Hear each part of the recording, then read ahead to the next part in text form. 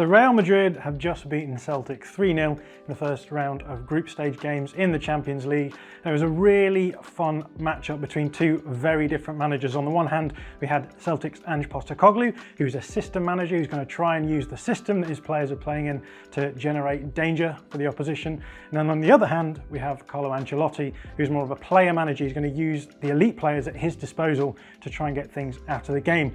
So on the board in front of me, we've got the two teams as they lined up. Both teams lining up in a 4-3-3, but both teams doing very different things because, as I said, Celtic are playing a very specific system, and that means that in every phase of the game, Ange Postecoglou has his team doing something that is designed to try and help Celtic get something out of each phase. So let's start off by looking at what happens when Real Madrid have the ball and they're trying to build up from the back.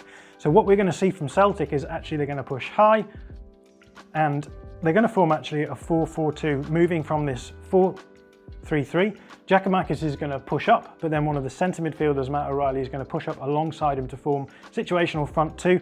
And then what we'll see is the rest of the midfield pushing forward into a 4, and then the rest of the line pushing up here. Now, the reason why you would play like this is because you want to cause Real Madrid problems in the build-up. You don't want them to be able to build up really easily through you, because if they do that, then they've got the players who are going to hurt you. So you're going to try and slow down their build-up, and if you can, actually turn the ball over and cause problems in that way. But obviously, if you're pushing all of your players up the pitch, you're leaving a huge amount of space down here. And so what you have to do in this sort of situation is you have to be able to monitor the transition between being in this half of the pitch to being in that half of the pitch. If you are too easy to get through in the build-up, then you're going to see these dangerous players here.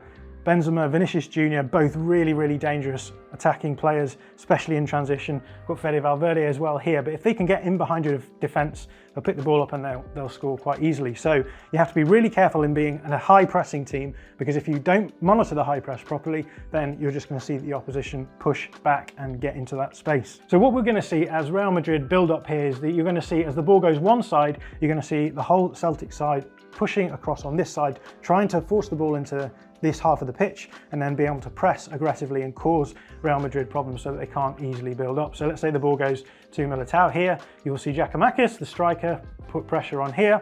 You'll see Matt O'Reilly cover the pivot player that Giakoumakis has moved off. Jota will push forward. Taylor will follow Valverde here. Hatate is going to follow Modric, and you've got basically man-for-man marking in these sorts of areas.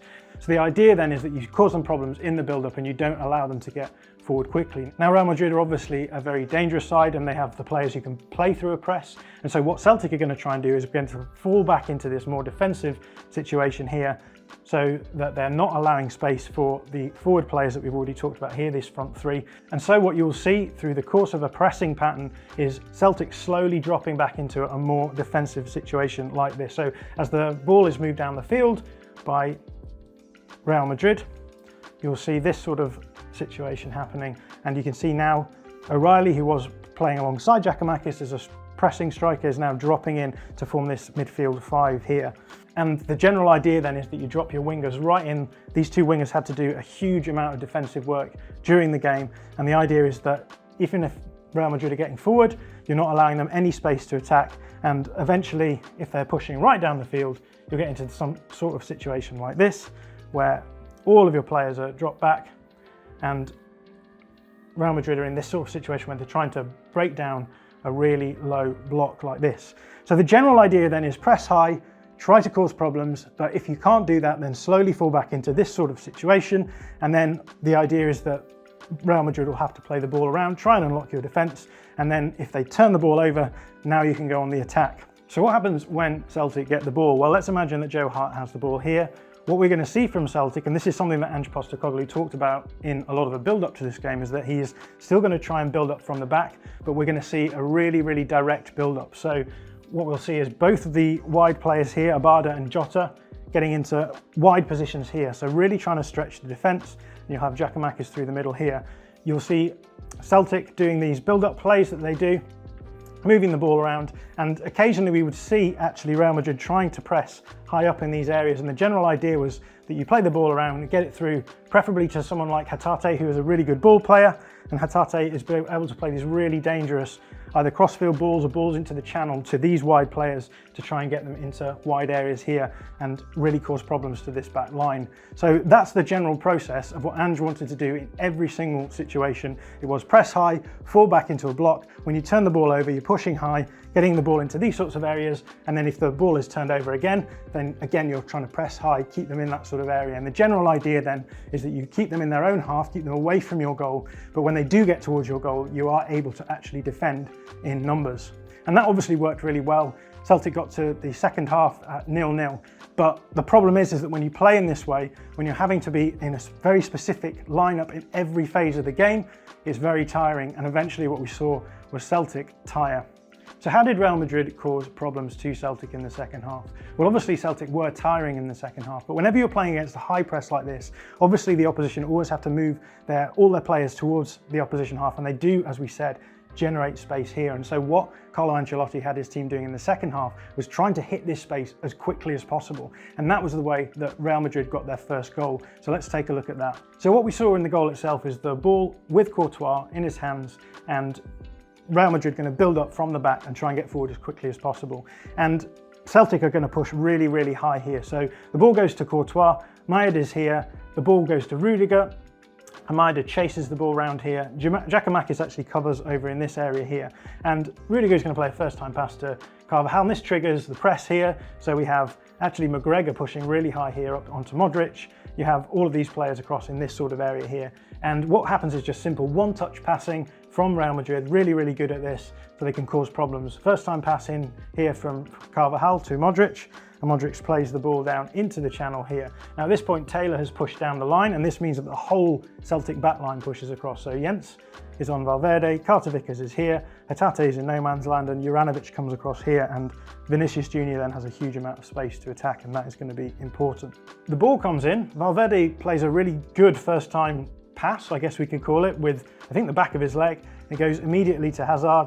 Both of these players are under pressure, and Hazard actually tries to take it down on his chest. Takes a really heavy touch, and the ball goes into this area here so that Valverde can pick it up. Now at this point there's a lot of problems. You've got essentially a 3 versus 3 here. You've got players running through. I think Modric is coming through actually quite high up at this point. And what we see then is Valverde taking this line down the wing with the ball. Juranovic is now caught in no man's land. There's a realization that these players are coming through. Hazard's over here, but Modric is coming through, and the whole defence gets pulled over by Celtic, and then Valverde plays just a fantastic ball across the box here into the feet of Vinicius Jr. Juranovic can't get back, and then the ball comes in. Vinicius Jr. just first time passes it into the bottom corner, and that's how the goal was scored. So Celtic tire, they push really high, they leave space at the back, and Real Madrid, because they have such elite players, are able to just pass the ball through, down the line. Valverde is able to cross it into Vinicius Jr., and it's a goal. And after that point, Real Madrid scored another goal quite quickly, again in transition. Again, Celtic were getting tired. And then there was a final goal that was again scored from the ball going into the back post, being played back across, and Hazard finishes. So this was a really interesting matchup between two different teams with two different managers.